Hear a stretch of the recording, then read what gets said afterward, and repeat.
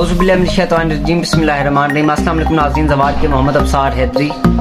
शैतान को बंद करने का, उसे जकड़ने के लिए एक बेहतरीन मुंद्रा मौला अली अलैहिस्सलाम के नाम का लेकर हाजिर हूँ। इस मुंद्रा को आपने नमक के ऊपर पढ़ना है।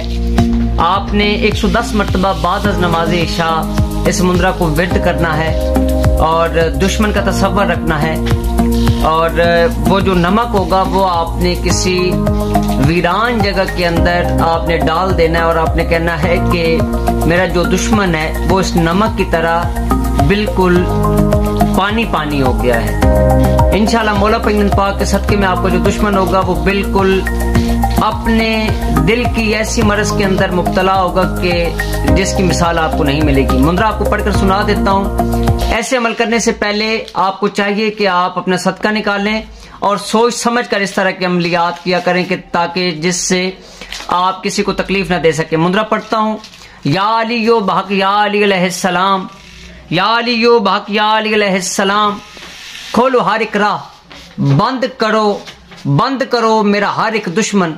शैतानियत की हर एक चाल, शैतान की हर एक चाल, शैतानियत की हर एक चाल।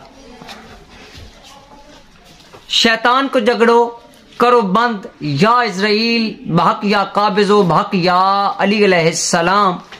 करो बंद या इज़राइल अलैहिस्सलाम बहक या काबिज़ो बहक या अली अलैहिस्सलाम।